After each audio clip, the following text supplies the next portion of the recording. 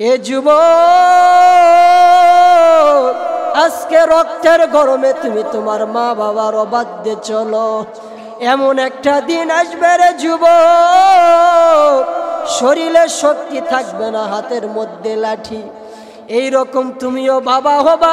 তুমি যদি বাবার অবাধ্যে চলো রে যুবক, একদিন তো তুমিও বাবা হবা।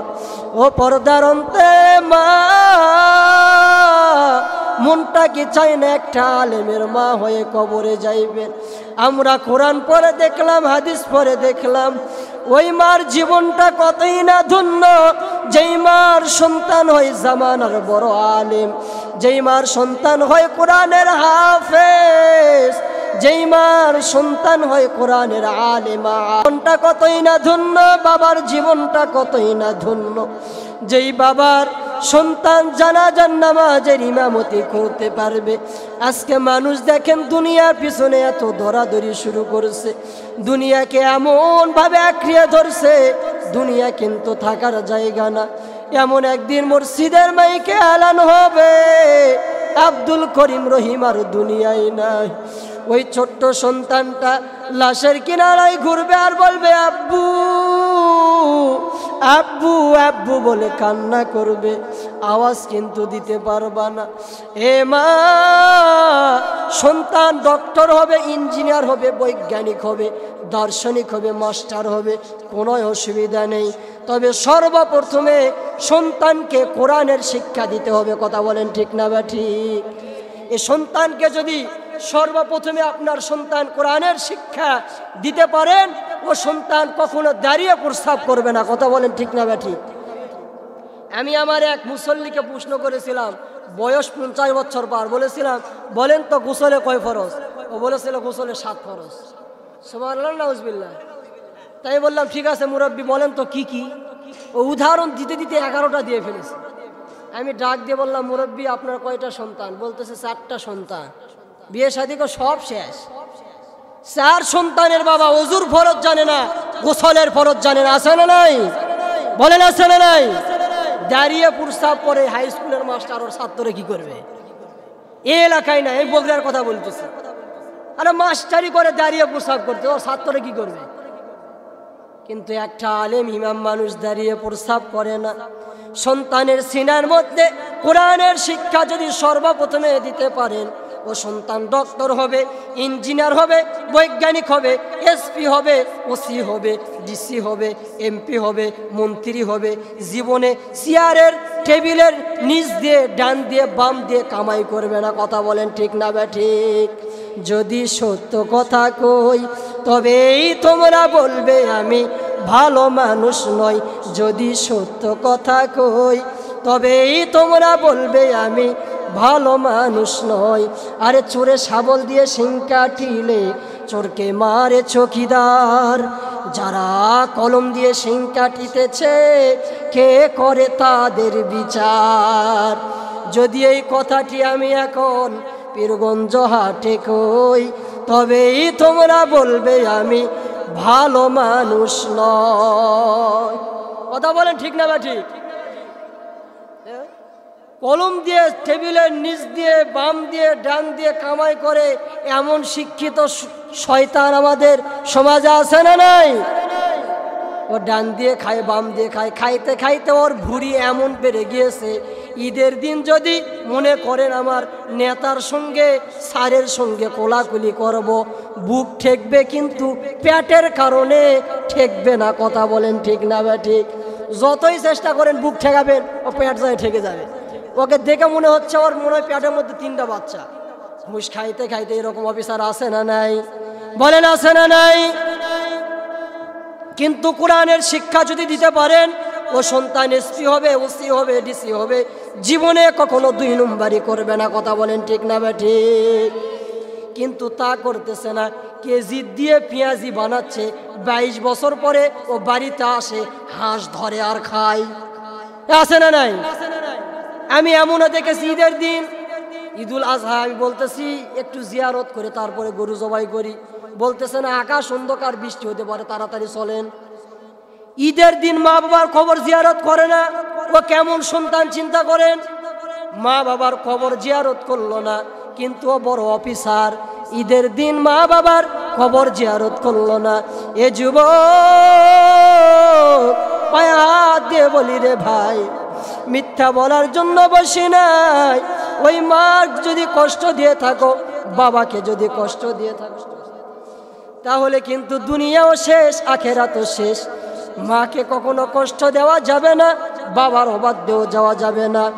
স্ত্রীর হক আছে, আদায় করতে হবে, সন্তানের হকও আদায় করতে হবে।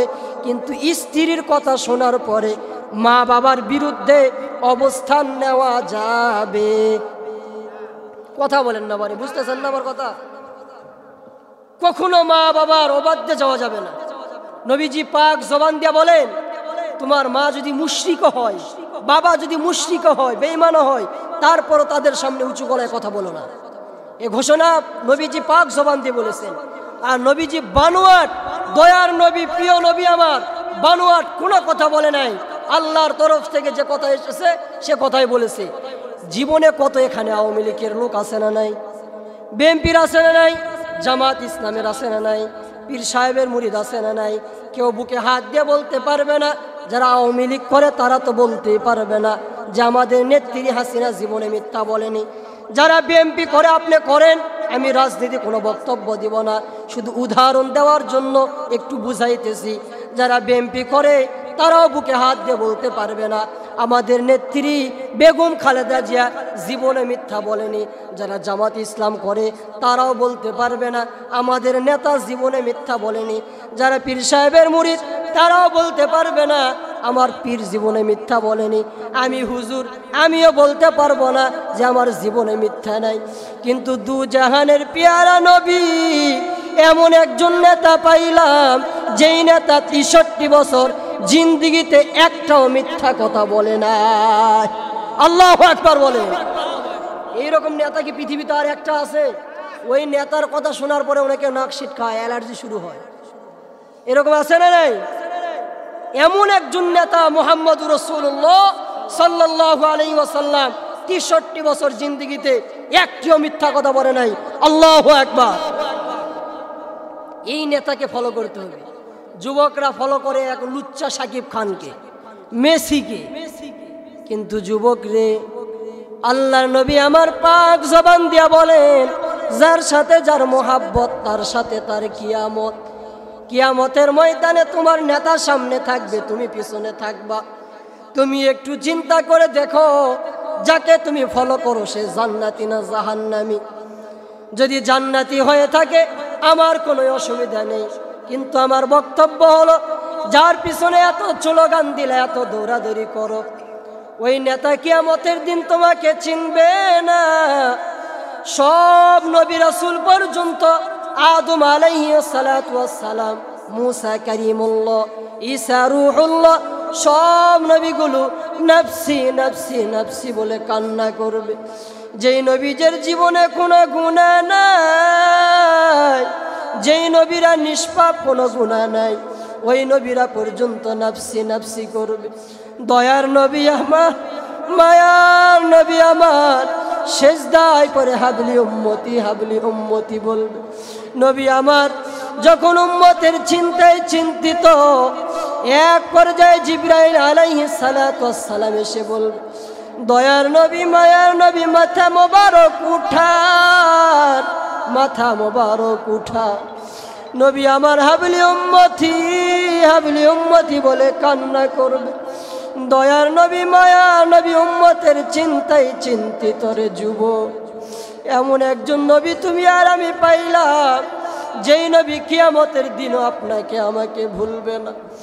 নবী আমার ডাক দিয়া বলে, ভাই জিবরাইল, আজকে যদি আমার গুনাহগার উম্মতকে ওই জাহান্নাম খেয়ে ফেলে রে জিবরাইল, আমি নবী জান্নাতে যাইব না। আল্লাহ ডাক দিয়া বলে, হাবিব আমার, বন্ধু আমার, চিন্তা করবেন না, মাথা মোবারক উঠান। আপনার জন্য জান্নাতের 8টি দরজা ওপেন করে দেওয়া হয়েছে। যেই দিক দিয়ে মন চাই সেই দিক দিয়ে জান্নাতে যাও। দয়ার নবী আমার, মায়ার নবী আমার ডাক দিয়া বলে, মালিক, ওই জাহান্নামের আযাব সহ্য করতে পারবে না আমার গুনাহগার উম্মত। আমার যদি গুনাহগার উম্মতকে আপনার জাহান্নাম খেয়ে ফেলে, আমি নবী জান্নাতের মধ্যে যাইব না। জাহান্নামকে শিকল বাঁধিয়া যখন ৭০,০০০ ফেরেশতা আটকে রাখতে পারবে না, জাহান্নাম বলবে, আল্লাহ আমাকে একটু খাবার দাও, গুনাহগারগুলোকে দাও, আপনার নাফরমান বান্দা বান্দীদের একটু দাও। আল্লাহ রাব্বুল আলামিন পয়গম্বর মুহাম্মদুর রাসূলুল্লাহ সাল্লাল্লাহু আলাইহি ওয়াসাল্লামের হাতে একটু পানি দিয়ে বলবে, হাবিব আমার, বন্ধু আমার, পানিগুলো জাহান্নামের দিকে একটু ছিটিয়ে দাও। পানিগুলো যখন দয়ার নবী, মায়ার নবী, দু জাহানের পেয়ারা নবী মুহাম্মদুর রাসূলুল্লাহ সাল্লাল্লাহু আলাইহি ওয়াসাল্লাম পানিটা ছিটে দিবে, জাহান্নাম মুহূর্তের মধ্যে, সেকেন্ডের মধ্যে পিছনে চলে যাবে। দয়ার নবী আমার ডাক দিয়ে বলে, ভাই জিবরাইল, বলো বলো এই পানিটা কিসের পানি? এটা কি আবে হায়াতের পানি? এটা কি জমজমের পানি? এটা কিসের পানি একটু বলো। জিবরাইল ডাক দিয়ে বলবে, ইয়া রাসূলুল্লাহ, ইয়া হাবিবাল্লাহ, এটা আবে হায়াতের পানিও না, এটা জমজমের পানিও না, মক্কার পানিও না, মদিনার পানিও না, এটা আপনার উম্মতের গুনাহগারের চোখের পানি। এ যুবক, মনটা কি চাই না? তাকিয়ে দেখো কত যুবক হাই স্কুলে পড়ে, কলেজে পড়ে, এক ওয়াক্ত নামাজ ছাড়ে না। এ মা, কত মা দেখেন পর্দা করে, বাইরে বেপরদায় বের হয় না। মা রে, দুনিয়াটা মনে করছো থাকার জায়গা না রে মা, না, দুনিয়া কাউকে থাকতে দেয় না। দুনিয়া আমার দাদাকেও রাখে নাই, আমার দাদিকেও রাখে নাই। দুনিয়া একদিন তোমাকেও রাখবে না রে মা। সাদা 5টা কাপড়ের কাপড় দিয়া চকলেটের মতো মোড়ায়া মোড়ায়া খাটিলিয়ার উপরে রাইখা দিবে। সন্তানগুলো লাশের কিনারায় ঘোরাঘুরি করবে, আর মা মা বলে কান্না করবে। মেয়েটা বলবে, মা একটু কথা বলো, 1 মিনিট কথা বলো, আর আওয়াজ তো দিতে পারবা না রে মা। এ মা, পর্দার অন্তরে মা গভীরভাবে খেয়াল করেন, যে লাল শাড়িটা পইরা স্বামীর ঘরে আসছেন, এমন একদিন আসবে রঙিন কাপড়গুলো খুলে খুলে সাদা কাপড়ের প্যাকেট বানিয়ে কবরে রেখে আসবে। ওই স্বামীও আপন হবে না, সন্তানও আপন হবে না।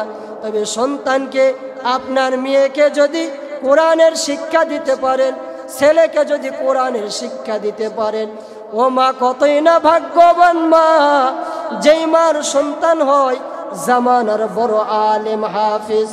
ওই বাবা কতই ভাগ্যবান বাবা, যেই বাবার সন্তান নিজে ইমাম হইয়া জানাজার নামাজের ইমামতি করে। আল্লাহু আকবার বলেন। এরকম একটি সন্তান আপনি তৈরি করেন, একটি হাফেজ, একটি আলেম আপনার বংশতে প্রয়োজন। যে সন্তান, আপনার যে নাতি জানাজা ইমামতি করবে, আমি ভাড়াটিয়া মলবি, আমাকে নিয়ে যায়, যতই আমি ইমামতি করি আমার চোখ দিয়ে জীবনেও পানি আসবে না। কিন্তু আপনার সন্তান আপনার জানাজা ইমামতি করবে, প্রথম তাকবীর আল্লাহু আকবার দিয়ে সালাম পড়বে, সন্তানের অন্তর কাঁপিয়ে উঠবে, আর এটা আমার বাবা, শেষ জানাজা বাবা আর ইমামতি করতেছি। দ্বিতীয় তাকবীর দিবে, আপনার সন্তানের চোখ বেয়ে বেয়ে পানি পড়বে। তৃতীয় তাকবীর, চতুর্থ তাকবীর যখন দিবে, সন্তান নিজেকে কন্ট্রোল করতে পারবে না, চোখ বেয়ে বেয়ে যখন পানিগুলো পড়ে যাবে, দয়ার নবী আমার, মায়ার নবী আমার পাক জবান দিয়া বলেন, মুহূর্তের মধ্যে ওই বাবার জিন্দিগির গুনাহগুলো খাটিলার উপরে মাফ করে দেওয়া হয়। এরকম একটি সন্তান তৈরি করেন, 10 কাঠা জমি বেচা লাগে লাগুক, এরকম একটা তৈরি করেন, আর অফিসার তৈরি করে যাচ্ছে। ওই টেবিলের নিচ দিয়ে কামাই করবে, আর বিকাশের চাইতে দ্রুত গতিয়ে ইলকিলেক্টরে বাটাম দিয়ে ফেরেশতারা বসে আছে কব্বর ফাটানোর জন্য। হ্যাঁ, আপনার সন্তান এসপি হবে, ওসি হবে, ডিসি হবে, কোনো অসুবিধা নেই। তবে আদর্শবান সব শিক্ষা মানুষ বানাইতে পারে না। গরুর পেট থেকে জন্ম হয়ে গরুর বাচ্চা হয়, আর মানুষের পেট থেকে জন্ম নেওয়ার পরে মানুষের বাচ্চা হয় না। ওকে মানুষের বাচ্চা তৈরি করতে হয়। এইরকম একটা সন্তান আপনি তৈরি করেন, সন্তান পারিচ্ছেন একটা নাতি তৈরি করেন, অসুবিধা নেই। আলেম না হোক, হাফেজ না হোক, কোরআন পড়নেওয়ালা যখন হবে, ও নাতি ও সন্তান বাড়িতে বৈশা বৈশা কোরআন তেলাওয়াত করবে। আপনি বাবা তো দুনিয়ায় চিরজীবন থাকবেন না, কবরে শুয়ে আছেন, আপনি শুয়ে থেকে থেকে নেকি পাইতেই থাকবেন। সুবহানাল্লাহ বলেন। এইরকম ছেলে মেয়েদেরকে কোরআন শিক্ষা দেওয়ার দরকার আছে না নাই? এটা ফরজে আইন। তলাবুল ইলমি ফরিদাতুন আলা কুল্লি মুসলিমিন ওয়াল মুসলিমাত, প্রত্যেক নর নারীর উপরে ইলমে দ্বীন প্রয়োজন মতো কোরআন শিক্ষা করা এটা ফরজে আইন। এই জন্য আপনার মেয়েকে, যেহেতু একটা মহিলা মাদ্রাসা, ছেলে নুরানি হাফিজা মাদ্রাসা বহুত আছে, মেয়েদেরকে কোরআনের শিক্ষা দেন। ও মেয়ে যখন শ্বশুর বাড়িতে যাবে 5 ওয়াক্ত নামাজ আদায় করবে, ও আর জাদুর বাক্স মোবাইল নিয়ে পড়ে থাকবে না, ও আল্লাহর কোরআন ডেলি আপটিডে তেলাওয়াত করবে। কথা বলেন ঠিক না বা ঠিক? আর আপনি কবরে শুয়ে থেকে আপনি মা, আপনি বাবা সওয়াব পাইতেই থাকবেন। সুবহানাল্লাহ। এরকম মেয়ে, এরকম ছেলে বলেন বানানোর দরকার আছে না নাই? আছে। এই দিনী প্রতিষ্ঠানে কেউ বুদ্ধি দিয়ে, শ্রম দিয়ে, টাকা পয়সা দিয়ে, সন্তান দিয়ে যারা সহযোগিতা করতেছে, করবে, কিয়ামতের কঠিন ময়দানে এগুলো তাদের নাজাতের উসিলা হয়ে যাবে। সুবহানাল্লাহ বলেন।